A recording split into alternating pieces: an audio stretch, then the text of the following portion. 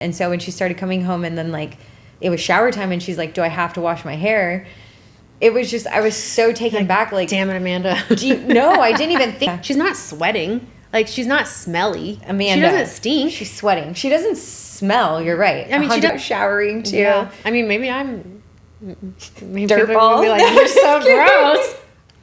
Growth, baby. It feels good. Consistency and growth. Yes. Hey guys, welcome to Blended Not Bitter, where blended families are built on respect, not resentment. Today, we want to talk about consistency. Yeah, a lot of things. Around households. Yeah.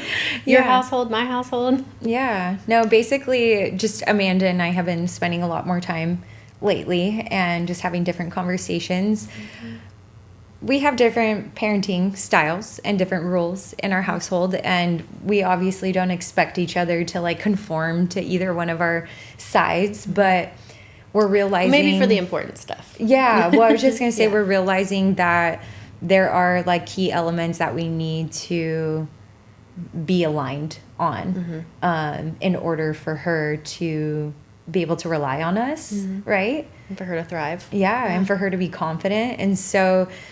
certain things in our households that we wanted to like share and talk through, that you guys might do different, and just we might be completely out of the norm for doing what we do. One of the biggest things is for Amanda is the morning routine. Yeah, I'm big on morning routine. Yeah. Like just so she knows what needs to be done. Right. And like, it's just so helpful for me now that I have Tommy. And so like I'm changing diapers, Riley is getting whatever. I can get Riley's breakfast made and watch the baby, and then Riley can be like making her bed or whatever she's doing. I grew up with routine. Like at the end of the day, if you're doing like the same 2 or 3 things every morning, like we call that routine, right? But routine looks different for everyone. Totally. So as Amanda's sitting here listing off like no TV, no breakfast before XYZ, I'm like over here kind of like, because I'm like, she watches TV and eats breakfast before she gets ready, like before she brushes her teeth. So we used to do that. Yeah. And then I noticed that then we were just rushing everything. So I'm like, okay, no TV. You get up, you make your bed, like fold all your blankets. I don't know if she does this at your house, but she like has so many blankets on her bed, and she just like throws them all over her when she sleeps. So she's just like underneath like a pile of blankets. I mean, that's what I do. It's so funny. I would be like, okay, you need to make your bed. And then I would go in there, her bed was made, and then her blankets were just like scattered. Piles, and I'm like, I have anxiety right now. Okay, when I say make your bed, I mean fold your blankets. So then that was like a part of the routine. Like, okay, make your bed, fold your blankets. Right. Because I have to like write everything out. Like we were saying, I have to write everything out for her because she just like one track mind. Right. But yeah. So we do all that before breakfast, and breakfast is now eaten at the table, because if it's not, she just takes forever to get her breakfast in. Right. And then I'm like, or the plates left in the room, and it's just a lot. So I think the biggest like takeaway from this is we are definitely aligned that we want a routine, but we understand that it's going to look a little different in each household. So I guess, how do we think other families like deal with that? Do you think, I guess, do they even talk about it? Yeah. I mean, I don't think my parents did. It was just like you do one thing at mom's house and one thing at dad's house. Yeah. But also I wasn't spending a ton of time in the mornings at my dad's house because he got up really early to go to work. And so he didn't have the schedule to like take us to school. So we did morning routine at mom's house most days. Yeah. Yeah. I guess for me, it's hard to even look back and remember. I think we did kind of like the split schedule that we have now with Riley. And at my mom's, it was very like routine, whereas my dad's like more independence. More relaxed, yeah. Yeah. And so out of those two, we're all a product of our environment, right? I think I'm actually more like, no, I was going to say more lenient, independence like my dad, but that's so not true because we were talking and I'm like a doer. We've established clothes on the floor, toys left everywhere. Like I'm just picking it up. And because for me, sometimes it takes longer to ask someone to do it. Yeah.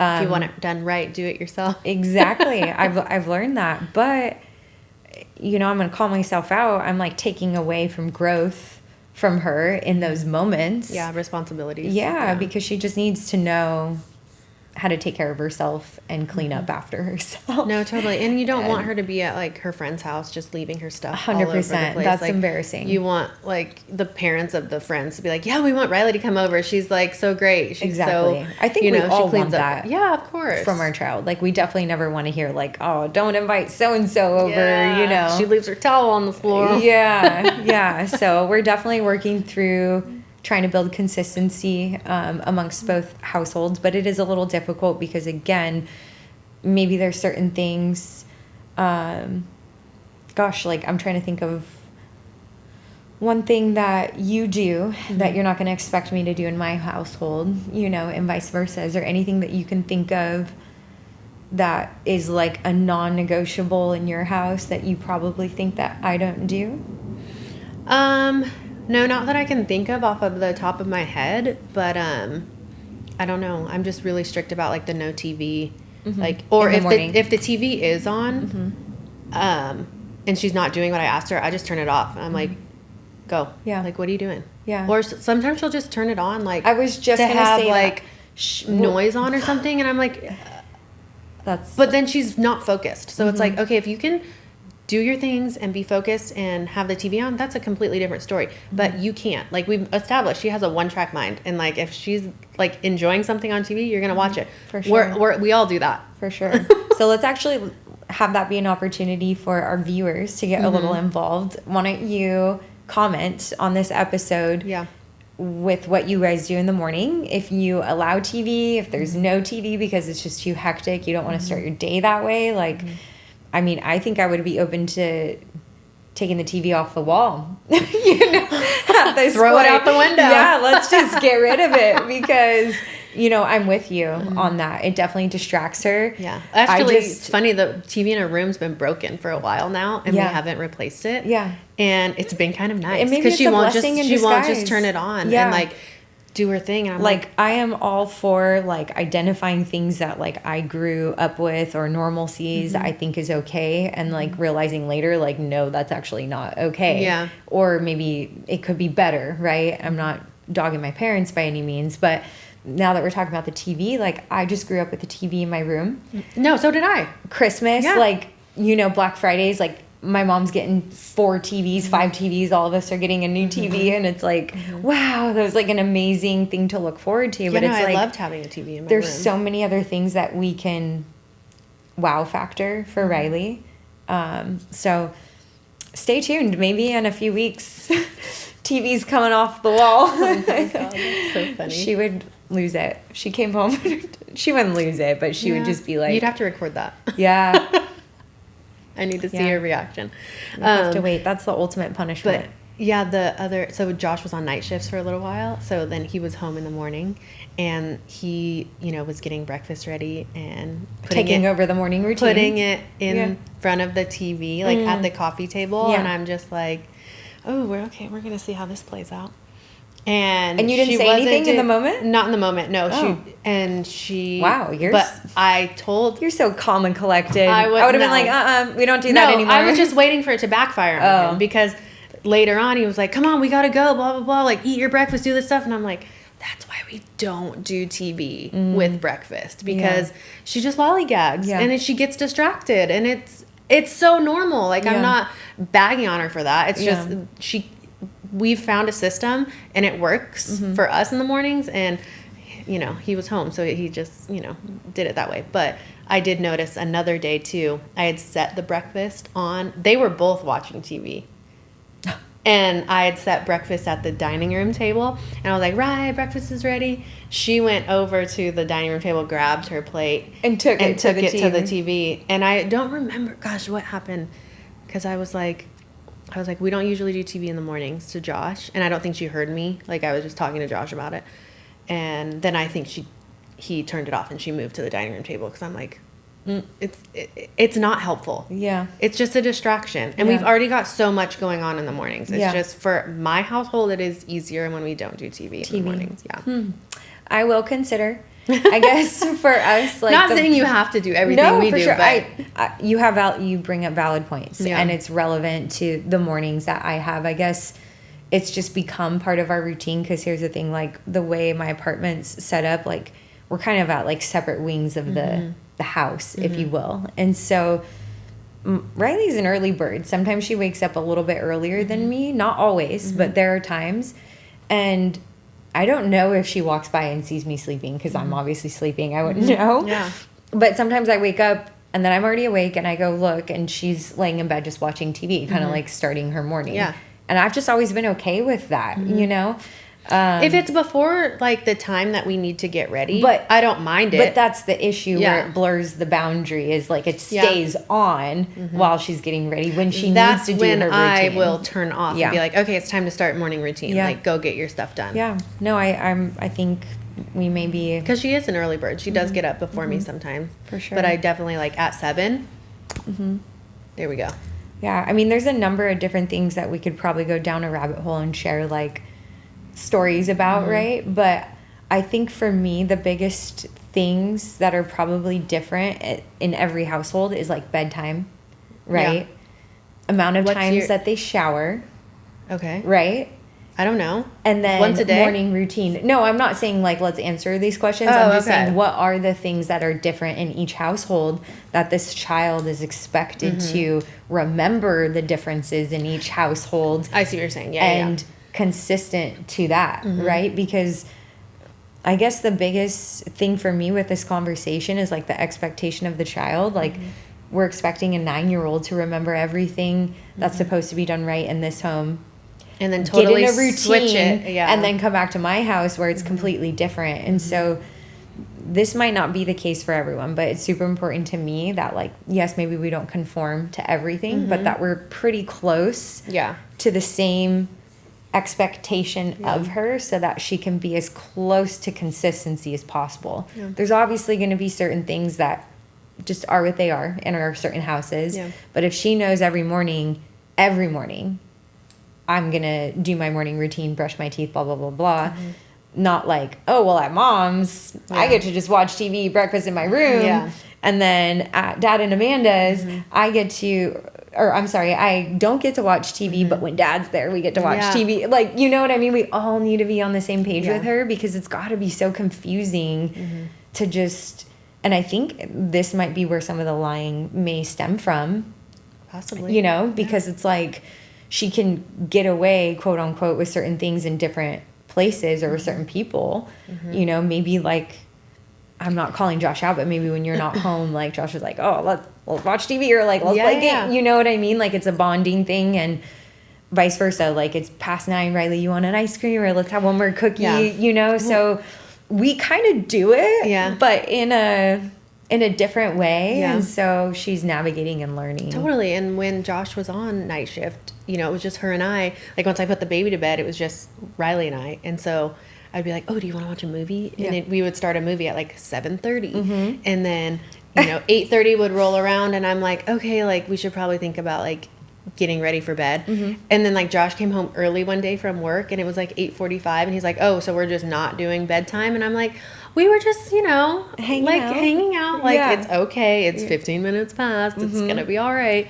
But I just think there's times for those special moments, and I think that's okay. Like, I want to have a relationship with Riley that is my own, right? And sometimes that's what that means. It's like, okay, we get to do this now, like compromising the rules. And it's like, it's not completely messing up the, you know, bedtime routine. It's just like okay, let's push it a little bit, right? And I mean, there has to be leniency somewhere. You're speaking to Miss Leniency over here, because for the longest time we didn't have a bedtime. You know, it was just kind of, I was starting fall asleep where you go, like where you fall. Well, I mean, like, for the last couple years, I've started my own business. You know, and you had yours prior to having Tommy and Riley. So, I mean, you just know the time that you need to put into it, and like, clients need you at different times of day. Like, you know what I mean? And Riley was just coming along the ride with me. And so, of course, like... Shout out to all the working moms out there. No, for sure. For sure. Like, do what you have to do. Like, I love that our generation is not like, pick to be a mom or pick your passion. Like, we're doing both. And I think that's so amazing and beautiful. But it is hard to be consistent and have routine when you're chasing passion and also being a parent. You know what I mean? Like, it takes... You sacrifice one here and there. Trade-offs. Yeah. Totally. Trade-offs for sure. And it comes with compromising certain things. And I hope that Riley, when she grows up one day, she's not like, sometimes I went to bed at 10, sometimes I went to bed at 8. Yeah. I don't think she's going to look at it that way. I really hope she looks at it like, dang, we had late office nights, certain nights. I got to hang out with my mom at work. Yeah. You know? Yeah. But, you know, I just hope her perception of that is different. But I do see the value in having routine and consistency. And I know that as humans, we're capable of doing both. Yeah. Right? Yeah, so. For sure. Yeah. I think we could segue into the lying then. Like, if you think the consistency does help with the fibs. I hate to say lying. It's just like... For sure. Yeah. And maybe you guys deal with this with your kids too, but we've had a little bit of an issue with, you know, Riley telling little white lies, or maybe just not wanting to tell us the full truth. And then because she doesn't want to get in trouble, and then ultimately she ends up in trouble because she's not being honest with us. I'm going to say this, every kid lies. Yeah. Right? You know what I mean? Like, we're all going to try to get out of something. I'm not going to say any names, but there's these kids I know, greatest kids in the world, amazing human beings.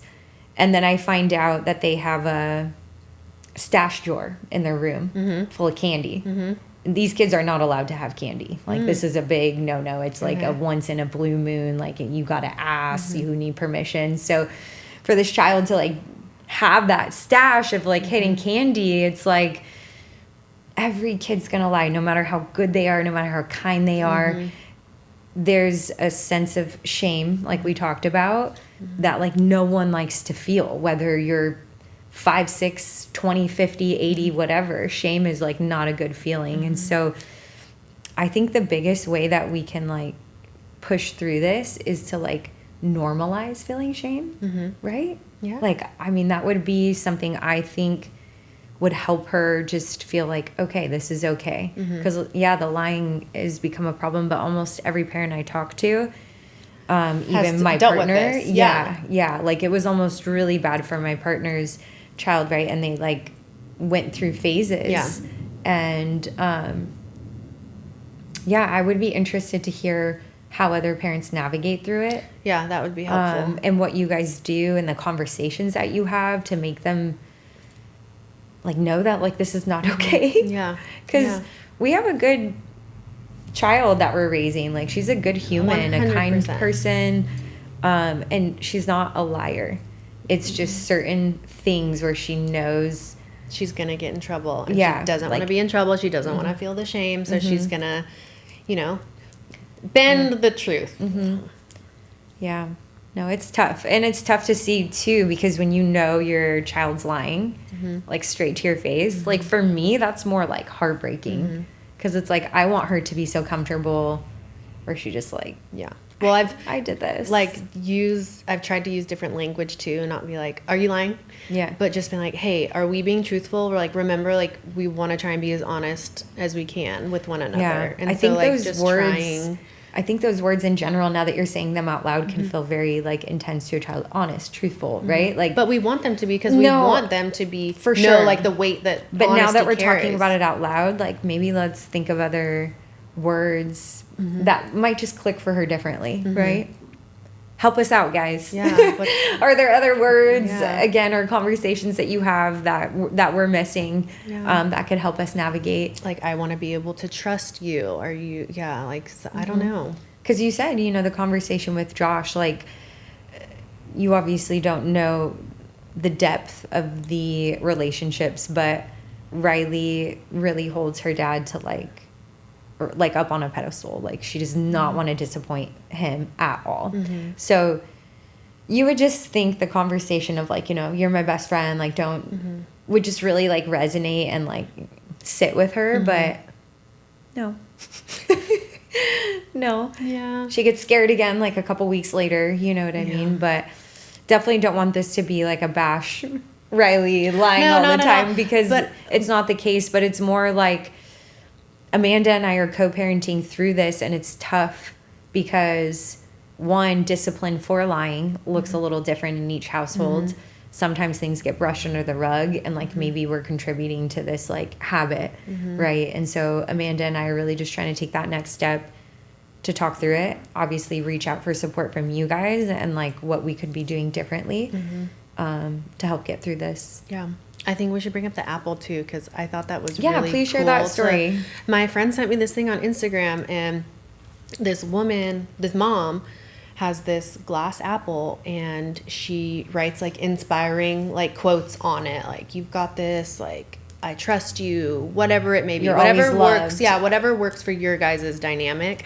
But her children will, when they have something that they want to bring to the parent, but they know they're going to have a hard time with it, or they're scared, or, you know, they just don't know how to start the conversation, they'll bring the parent this apple, and then the parent knows, okay, like, what are you having a hard time with? What can we talk about? Like, what is scaring you about this? Like, because the mom wants her kids to know she's always going to be there for them. But, I mean, talking about serious stuff with your parent at such a young age is hard. I remember that. But once it's out, I mean, even now as an adult, it's so much better. Like the weight is released, and you just like feel like a lighter person. And I remember feeling that way as a child, like being so terrified, like the anticipation of talking about something.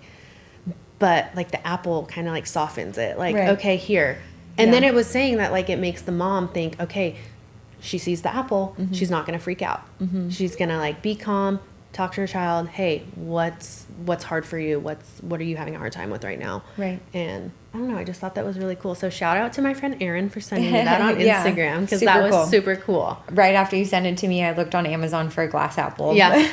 But the only one I could find was like a desk weight. Yeah, like, you need something to like that you can write on too. Yeah. No, for sure. So and it doesn't have to be an apple, it could be anything. No, it was cute though. Yeah, it was so sweet.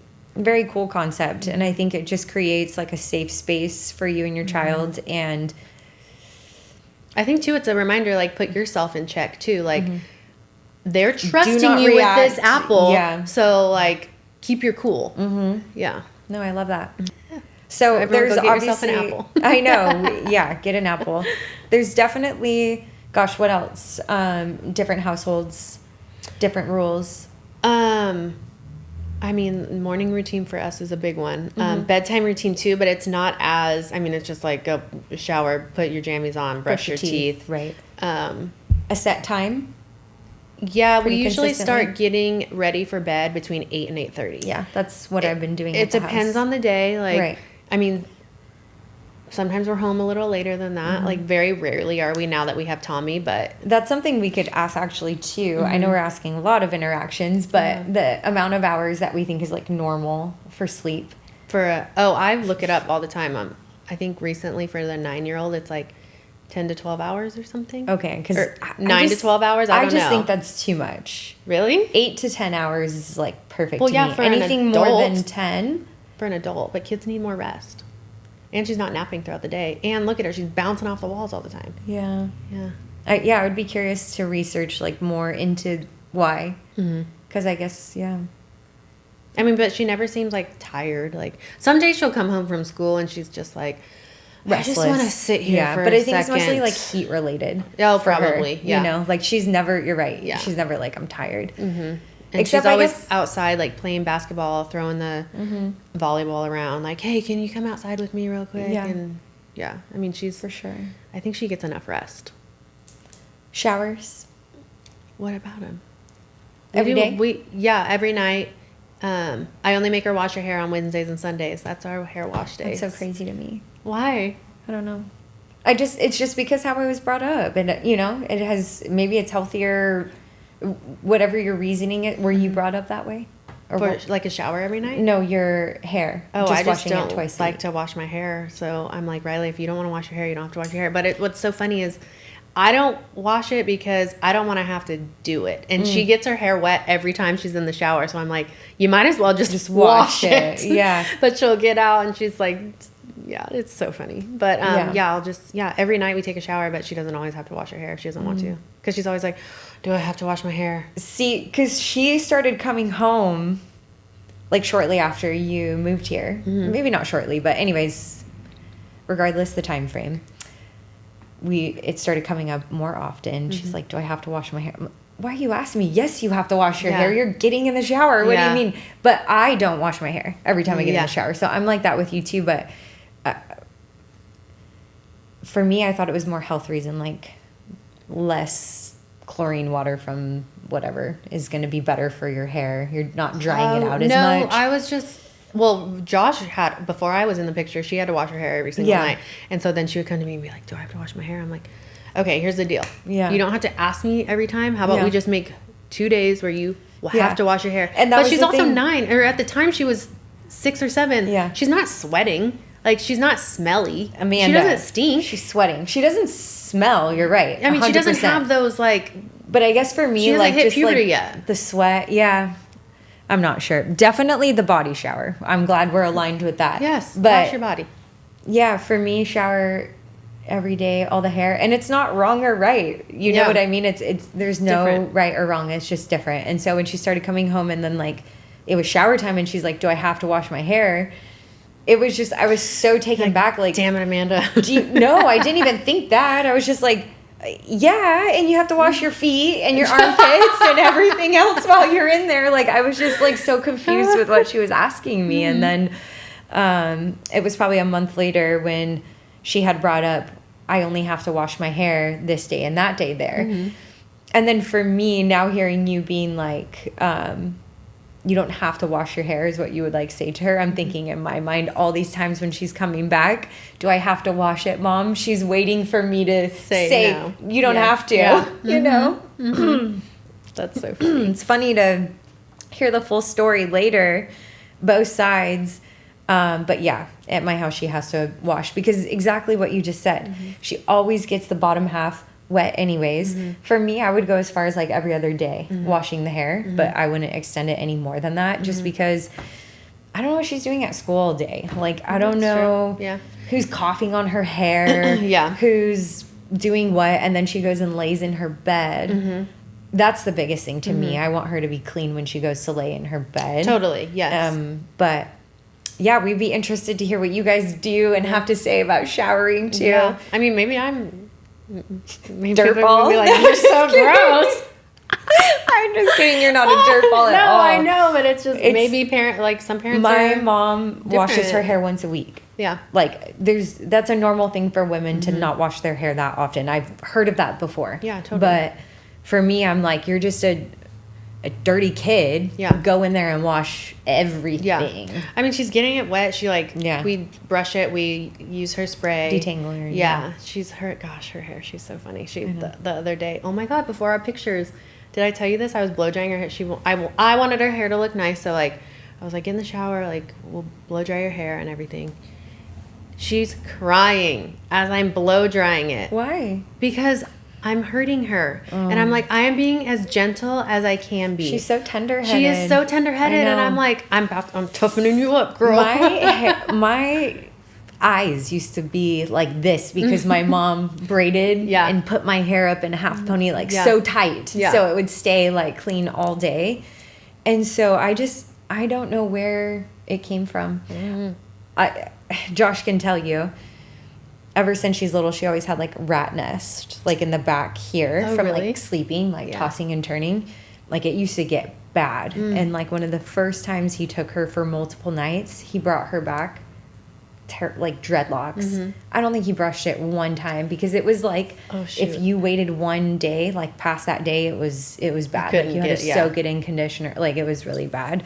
So I just wonder if she's so traumatized from maybe. I mean, there's times when I'll be holding it. Because it's the same area. Yeah, it's that back. Well, yeah, underneath. Yeah. And I'll be holding it, not even have the brush to her hair yet. Yeah, I know. Or she'll like go like this and cover her whole head, and I'm like, I can't do this. I know. Like, if you're gonna hold your head, like, there's no point because I can't get in there. I know. I'm like, here, you do it yourself, and then she'll like do it herself. I'm done. I'm like, okay, did you get underneath? Yes. I'm like, let me see it. She used like to still to this day. I'm like, you're 9 years old. Just brush your hair. Yeah, she would just do here, and then so back here it's all just, and I'm like, here looks great, but did you look in the back? I know, it's funny. Yeah, so just, again, so many different things in each household. We could probably talk all day about this, but we would just be curious to know how you guys navigate through that, if you do at all, right? Because, again, we realize this is not normal to sit and talk through these situations. And so if you guys don't talk through this, I would be curious to know, like, how you think it might be impacting, like, your child. Their lying, their expectation, if you guys deal with that, their consistency, and like, shoot, maybe this is an opportunity to reconsider making a more peaceful relationship so that you guys can collab on some of that stuff, because I've seen a difference since we started doing some of the same things, and it won't always be where you're doing everything the same. It's never going to be like that. Just know that. But it's just like little expectations too. Just picking the clothes up and the towels and whatever, like just putting things away. I have seen a difference for sure. And so I think it's worth it, spending the time, or just considering, you know, for sure. Even a text like, hey, do you do this at your house? Or how do you do this? Yeah. And now it's more comfortable, but like in the very beginning when I moved in, I probably wouldn't have texted you those things to see, but we were just doing our own things. 1 week on, 1 week off. But then I think what became, or made me more intrigued, is hearing Riley talk about it. Well, I do this at Dad and Amanda's. I'm sure she says, well, maybe not. I do this at Mom's, right? Like, it was those comments that started getting me to think, well, like, okay, if she can do this here, how does it need to look here? Yeah. And so, growth, baby. It feels good. Consistency and growth. Yes. Well, thank you guys for joining us today. Yes. We appreciate you tuning in. Yeah. Follow us on Instagram, please. Yeah. And just reshare to anyone that you think that this could help or impact. The full episodes are on YouTube. Instagram will always just be a fun place for us to share what you can fully see on Instagram. So feel free to go check that out and subscribe. Yeah. Thank you. Thank Have you a good so day. much. Bye.